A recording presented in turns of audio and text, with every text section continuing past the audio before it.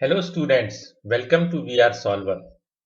आज हम डिस्कस करने जा रहे हैं फर्स्ट फ्लाइट बुक की 9th poem the tale of Custard the dragon. तो ये एक स्टोरी है जो कि एक ड्रैगन जिसका नाम था कस्टर्ड, उसके बारे में है। वो रहता था किसके साथ, कौन कौन उसके साथी थे, और जब विपत्ति आई, एक संकट आया, तो कस्टर्ड ने उसका किस प्रकार सामना किया। इस पोम के पोएट हैं ऑजन नैश। तो चलिए शुरू करते हैं। Explanation of the tale of Custard the dragon. Belinda lived in a little white house with a little black kitten and a little grey mouse and a little yellow dog and a little red wagon and a really truly little pet dragon। तो author कहते हैं कि Belinda नाम की एक लड़की है जो कि एक व्हाइट कलर के हाउस में रहती है। उसके पास एक किटन था, यानी कि बिल्ली का बच्चा, उसका कलर था ब्लैक, और उसके पास एक था माउस, उसका कलर था ग्रे। बेलिंदा के पास था एक येलो कलर का डॉग, छोटा सा, और उसके पास एक थी छोटी सी गाड़ी, वैगन, यानी कि जिसमें बैठ करके लोग हम सामान ले जा सकते हैं। छोटी सी गाड़ी होती है, उसे हम कहते हैं wagon. And रियलियो ट्रूलियो little pet dragon, और एक रियली ट्रूली लिटिल छोटा सा पेट ड्रैगन भी उसके पास था। तो ड्रैगन बड़ा नहीं था, किटन बिल्ली का बच्चा, और grey mouse, mouse grey colour का, एंड येलो डॉग। तो अभी जो है इसमें हम देखते हैं poetic devices. Poetic devices: Belinda lived in a little white house. Two words lived and little are starting with the same letter, so it is alliteration. With a little black kitten and a little grey house, group of words a little is getting repeated, so it is repetition. और next line और भी है, and a little yellow dog and a little red wagon. इस line में भी group of words a little repeat हो रहा है, तो ये पोएटिक डिवाइस हो गई रिपीटिशन। नाउ दो सब्सिक्वेंट लाइंस जब सेम वर्ड से स्टार्ट होती हैं तो उस पोएटिक डिवाइस को हम कहते हैं एनाफोरा। तो इस स्टेंजा में भी and a little yellow dog, और उसके नेक्स्ट लाइन है एंड रियलियो ट्रूलियो लिटिल पेट ड्रैगन। दोनों लाइंस जो है कंजेक्यूटिव लाइंस एंड से स्टार्ट हो रही है, ए एंड डी एंड, इसलिए ये पोएटिक डिवाइस हो गई एनाफोरा। तो ये मैंने आपको सब बताया कि कौन कौन सी पोएटिक डिवाइस है। नेक्स्ट स्टेंजा अब हम डिस्कस करते हैं। Now the name of the little black kitten was Ink and the little grey mouse she called him Blink. तो वो छोटा सा जो बिल्ली का बच्चा था ब्लैक कलर का, उसका नाम था इंक, और जो ग्रे माउस था उसका नाम था ब्लिंक, और जो येलो डॉग था उसका नाम था मस्टर्ड, और जो ड्रैगन वाज ए कावर्ड, बहुत कायर था वो, और शी कॉल्ड हिम कस्टर्ड। तो कस्टर्ड जो है ड्रैगन का नाम था, मस्टर्ड येलो डॉग का नाम था, ब्लिंक था ग्रे माउस का नाम, और किटन का नाम था Ink. Ink, Blink, Mustard and Custard. यहाँ पे स्टेंजा में शार्प का मतलब है स्मार्ट और ब्रेव। अब पोएटिक डिवाइसेस देखते हैं। Now the name of the little kitten, so word the repeat हुआ है, सो पोएटिक डिवाइस हो गई रेपिटिशन। नाउ द नेम, दो वर्ड्स एन से शुरू हो रहे हैं सेम लेटर से, so the poetic device is alliteration. And the little yellow dog was sharp as mustard. तो एज मस्टर्ड ये कंपैरिजन हो गया, तो जब कंपैरिजन हो गया तो इसको पोएटिक डिवाइस हो गई simile. And the little grey mouse she called him blink. Animals के लिए हिम का प्रयोग हुआ है, तो ये हो गई पोएटिक डिवाइस पर्सोनिफिकेशन। अगेन आप देखिए दो consecutive line, and the little yellow dog and the little grey house same word से स्टार्ट होती हैं, तो ये पोएटिक डिवाइस हो गई anaphora. But the dragon was a coward and she called him custard. Coward and custard ये दो word ऐसे हो गए जो शुरुआत होते हैं सेम लेटर सी से, सो ये पोएटिक डिवाइस हो गई एलिटरेशन। तो चलिए अब हम जो है let us look at the next stanza. Next stanza क्या है? Custard the dragon had big sharp teeth and the spikes on top of him and scales underneath. Mouth like a mouth like a fireplace, chimney for a nose, and Relio Trulio daggers on his toes.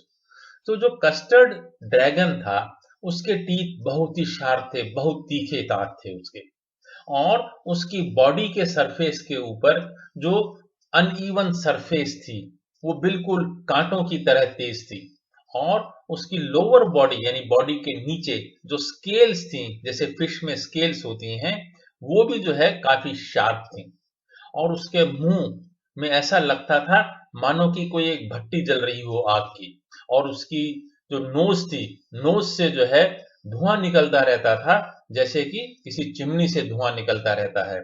यानी कि वो describe कर रही हैं poet कि custard जो है वो काफी फियरसम था, काफी डरावना था, एंड उसके बावजूद उसके पास एक बात और थी, वो ये थी daggers on his toes. Toes जो हम कहते हैं पैर के नाखून होते हैं, तो पैर के नाखून जो थे वो बिल्कुल तलवार की तरह शार्प थे, very sharp nails. Daggers means तलवार। तो अब जो है मैंने आपको हार्ड वर्ड्स के मीनिंग बता दिए हैं, मैंने आपको इनके अर्थ बता दिए हैं, तो अब हम डिस्कस कर लेते हैं poetic devices.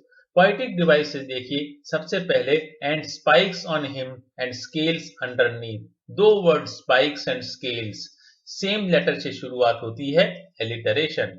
Mouth like a fireplace, comparison, simile. Chimney for a nose, nose को चिमनी कहा गया है, so it is a metaphor. तो देखिए हम अब नेक्स्ट स्टैंजा डिस्कस करते हैं। Belinda was as brave as barrel full of bears. Now barrel हम कहते हैं ग्रुप ऑफ बियर्स को, तो एनिमल्स के जो ग्रुप होते हैं उनके अलग अलग नाम दिए हुए रहते हैं, जैसे फिश का ग्रुप होता है उसे हम कहते हैं शोल, और बेयर का जो ग्रुप होता है उसे हम कहते हैं barrel. And Ink and Blink chased lion down the stairs, और इंक और ब्लिंक इतने बहादुर से कि वो लोग किसी शेर को भी भगा सकते थे, शेर भी उनसे डर जाता था। और बिलिंदा कितनी बहादुर थी कि ग्रुप ऑफ बेयर्स आ जाए, भालू का पूरा एक समूह आ जाए, बहुत सारे भालू आ जाए, उनसे भी ज्यादा बहादुर थी Belinda. And Mustard was as brave as a tiger in a rage. Rage मैंने गुस्सा, तो जब टाइगर को गुस्सा आता है उस समय वो जितना खतरनाक हो जाता है, उससे भी ज्यादा खतरनाक और उससे भी ज्यादा ब्रेव था Mustard the dog. But Custard cried for a nice safe cage. परंतु जो कस्टर्ड, जो ड्रैगन जो दिखने में बड़ा ही डरावना दिखता था, उसे क्या पसंद था कि वो अपने केज की सेफ्टी में रहना चाहता था, वह हमेशा अपने केज के अंदर ही चुपचाप रहना चाहता था, वह किसी को अपनी बहादुरी का बखान नहीं करता था। Now let us look at poetic devices. Belinda was as brave as a barrel full of pears. Comparison, as brave as. Simile.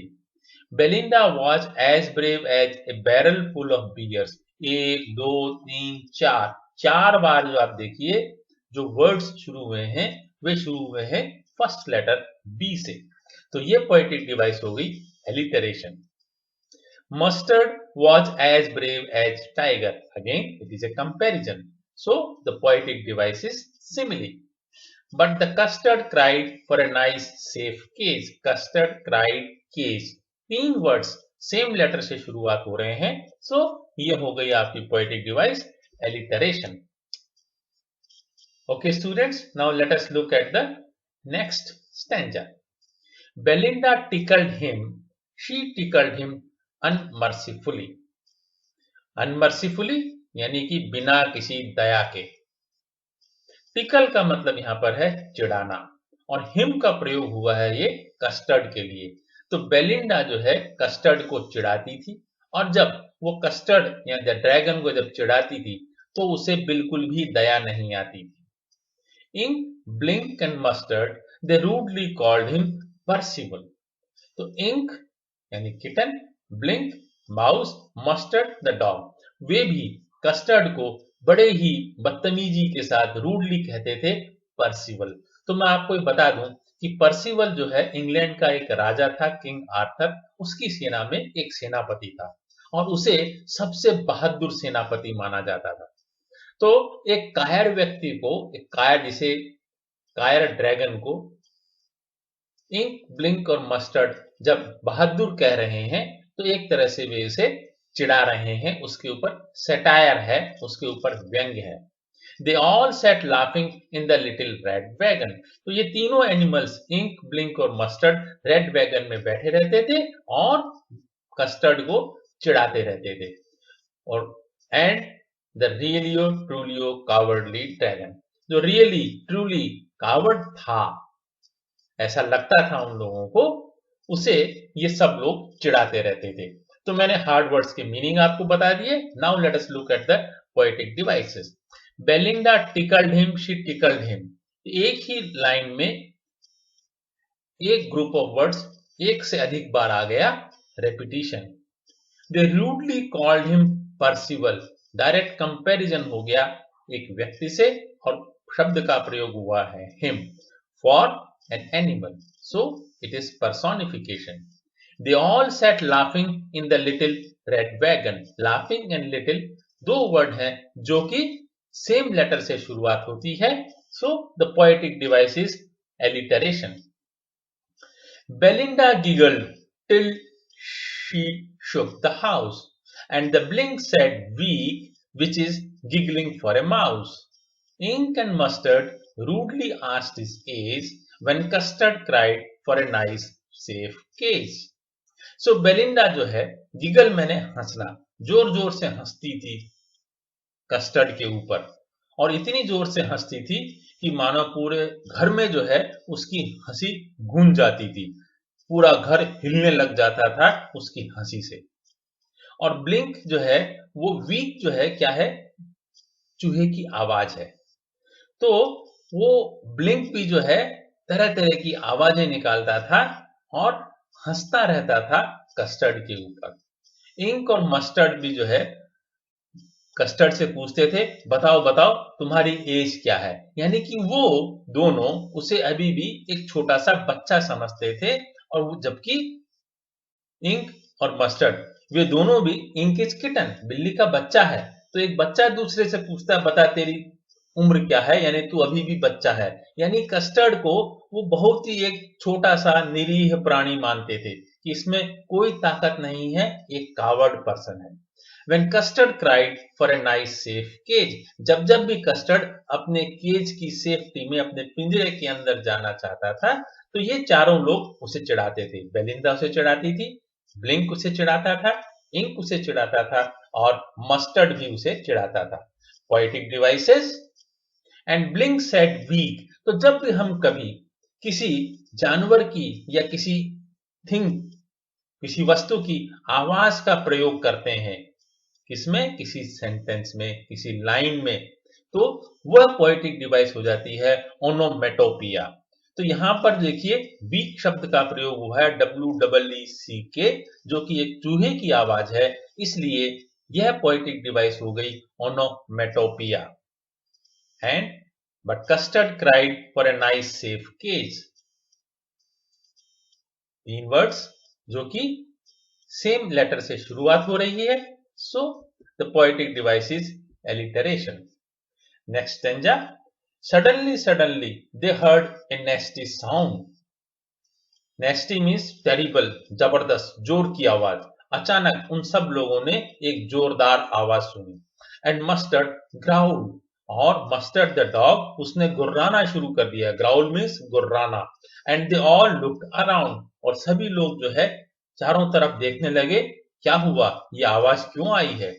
म्याऊ cried the ink, ink kitten, kitten भी जो है वो म्याऊ म्याऊ करने लगा, और बेलिंदा भी जो है बोली ओह ये क्या हो गया।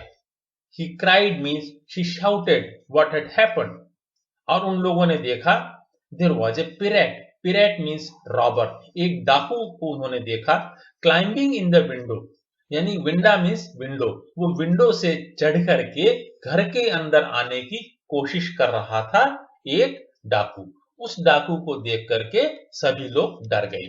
Suddenly they heard a nasty sound. दो वर्ड रिपीट हुए हैं, repetition. Meow, cried Ink. Use of a sound. So, onomatopoeia. Cried Ink and O cried Belinda. Cried word एक से अधिक बार यूज हुआ है, so the poetic device is repetition. Let us look at the next stanza. Pistol in his left hand, pistol in his right, and he held in his teeth a cutlass bright.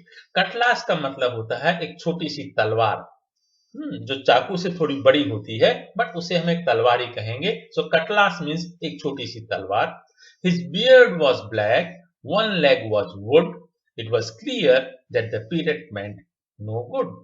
तो जो वो डाकू आ रहा था, उसके left hand में एक pistol थी, राइट हैंड में भी एक पिस्टल थी, और उसने अपने मुंह में दांतों से पकड़ रखी थी एक छोटी सी तलवार.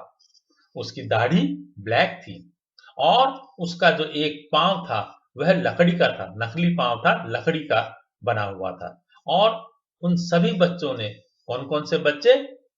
डॉग का बच्चा, किटन का बच्चा, माउस का बच्चा और एक वो छोटी सी बच्ची, कौन? बेलिंदा. उन सब ने, चारों ने समझ लिया कि यह हमें कोई फायदा पहुंचाने नहीं आया है. पिरेट मेंट नो गुड. वह उसका इंटेंशन, जो डाकू आया है उसका इंटेंशन जो है अच्छा नहीं है, वो डेफिनेटली हम लोगों को नुकसान पहुंचाने के लिए ही आया है. यह बात सभी लोगों को समझ में आ गई. सो poetic devices, pistol in his left hand, pistol in his right. तो पिस्टल इन हिज, ये जो ग्रुप ऑफ वर्ड्स है ये रिपीट हुआ है, so repetition. And he held in his teeth, तीन वर्ड जिनका फर्स्ट लेटर सेम है, so poetic device alliteration. Again, his beard was black and one leg was wood. So the word was has been repeated, so it is repetition. His beard was black, दो words जिनका first letter same है, so it is alliteration. Next line में भी आप देखेंगे, it was clear that the parrot meant no good. That और the, इन दोनों words एक ही लेटर से स्टार्ट होते हैं, so poetic device हो गई ये alliteration. Let us look at the next stanza. Belinda paled and she cried help. यहां paled का मतलब है कि वह डर गई.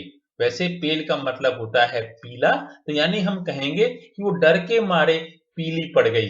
सो वह डर गई. But mustard fled with A terrified Yelp. Yelp का मतलब यहां पर है कि साउंड ऑफ डॉग, जब वो डर जाता है और जो कूं कूं करता हुआ भागता है, that particular sound is called Yelp. तो वो येल्प करता हुआ, चूं चूं करता हुआ, कूं कूं करता हुआ, वो जो डॉगी था जो कहता था कि मैं बहुत बहादुर हूं एज ए टाइगर, वो दौड़ गया और कहीं जाकर के छुप गया. Ink trickle down to the bottom of the house hold.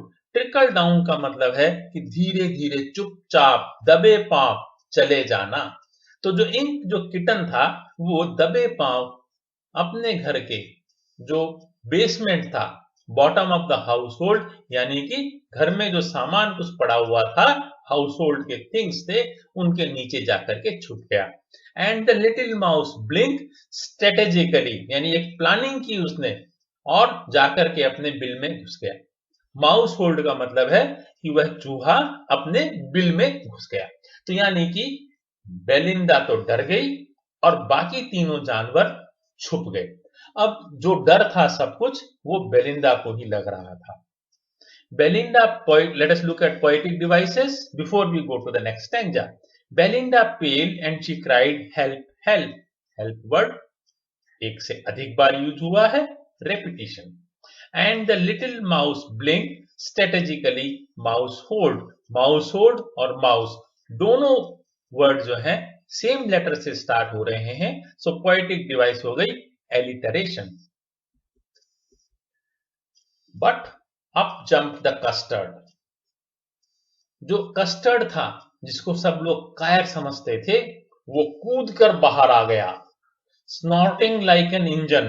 तो उसके स्नॉर्टिंग यानी नाक से जो आवाज हो रही थी, मुंह से जो आवाज हो रही थी, ऐसी आवाज हो रही थी जैसी कि एक इंजन की होती है.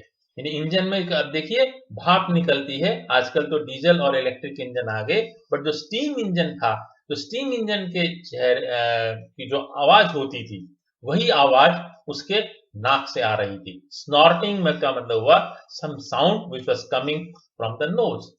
Clashed his tail like irons in a dungeon. Dungeon means cage, prison और एक cave।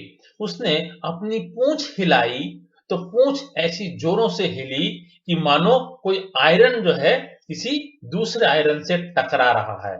यानी कि पहला आयरन कौन सा था? उसके केज का, और उसकी पूंछ भी आयरन जितनी ही स्ट्रांग थी। ये कहना चाह रहे हैं poet. With a clatter and a clang, तो clatter and clang and jangling, ये तीन वर्ड हैं जो कि मेटल से मेटल जब टकराता है तब उसकी डिफरेंट काइंड्स ऑफ साउंड्स होती हैं।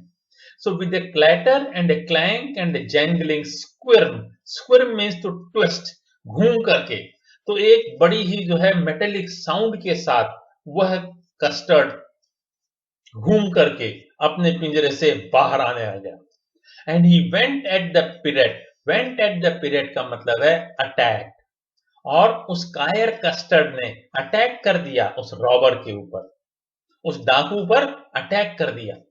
और किस तरह से अटैक किया देखिए, कंपैरिजन किया है like a robin at a worm. So robin जो है एक चिड़िया का नाम है।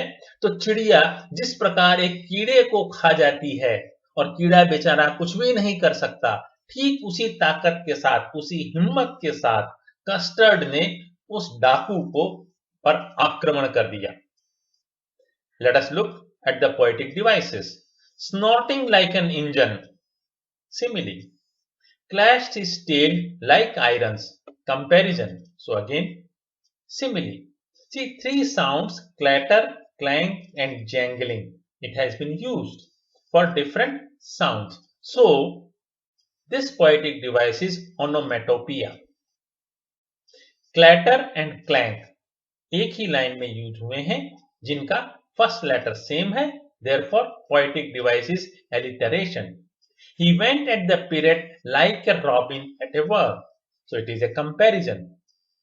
It is simile, poetic device. Now what happened? The pirate gaped at Belinda's dragon. Gape means घूर कर देखा। वो देखता रहा कौन? डाकू। डाकू जो है बेलिंडा के ड्रैगन को घूर कर देखता रहा। And gulp some grog from his pocket flagon. तो फ्लैगन जो है एक मेटेलिक छोटी सी बॉटल होती है, एक कंटेनर होता है जिसके अंदर जो है कुछ लोग शराब भर के रखते हैं।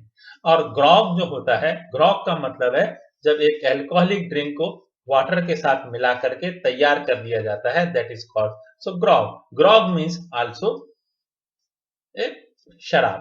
तो जब वो डाकू ने यह देखा कि बेलिंडा का ड्रैगन उस पर अटैक करने आ रहा है, तो सबसे पहले डाकू ने क्या किया, अपनी जेब से वो एक कंटेनर निकाला और उससे 2 घूंट शराब पी, और उसके बाद ही fired 2 bullets but they did not hit. उसके बाद उसने अपने पिस्टल से 2 गोलियां चलाई, लेकिन वो ड्रैगन को नहीं लगी। रॉबर का निशाना चूक गया। And custard गॉबल्ड him every bit. गॉबल्ड मतलब खा गया। तो कस्टर्ड जो है डाकू को खा गया, एवरी बिट यानी कि पूरे के पूरे डाकू को खा गया। उसने कुछ भी नहीं छोड़ा, कोई अंश नहीं बचा डाकू का। तो अब देखते हैं poetic devices. And gulp some grog from his pocket flagon. Gulp and grog इन दोनों वर्ड्स एक ही लेटर जी से स्टार्ट होते हैं। सो the poetic device is alliteration. Let us look at the next stanza. Belinda embraced him. Mustard licked him. Embrace मतलब गले से लगा लेना, क्योंकि बेलिंडा ने क्या किया, कस्टर्ड को गले से लगा दिया, और मस्टर्ड जो है बहुत प्यार से अपनी जीभ से चाटने लगा इसको, कस्टर्ड को। अब ये क्यों हो रहा है? क्योंकि कस्टर्ड ने बहादुरी के साथ पिरेट का काम तमाम कर दिया। No one mourned for his pirate victim. जो शिकार था कस्टर्ड का, कस्टर्ड ने डाकू को शिकार बना लिया अपना, उसके लिए कोई भी दुखी नहीं था। Mourn means to feel sad. Ink and blink in glee did gyrate. Glee means happiness, gyrate means dance. तो कस्टर्ड ने डाकू का खात्मा कर दिया, यह देख करके इंक और ब्लिंक खुशी से नाचने लगे। Around the dragon that at the pirate, तो वो उस ड्रैगन के, कस्टर्ड ड्रैगन के चारों ओर खुशी से नाचने लगे इंक एंड ब्लिंक। बेलिंडा ने गले से लगा लिया और Mustard started licking him. Let us look at the poetic devices. Belinda embraced him, Mustard licked him. Repetition. Ink and blink in glee did gyrate. Glee and gyrate. ये आपके जो है दो वर्ड है जो कि सेम लेटर से शुरुआत हुई है, so it is alliteration. Around the dragon that ate the pirate. It is repetition. दी शब्द का प्रयोग दो बार हुआ है। Around the dragon that ate the pirate. Again, the, that and ate, तीन वर्ड्स जो है आपके शुरुआत हुई है सेम लेटर टी से, so it is alliteration. Let us look at the next stanza. But presently up spoke little dog.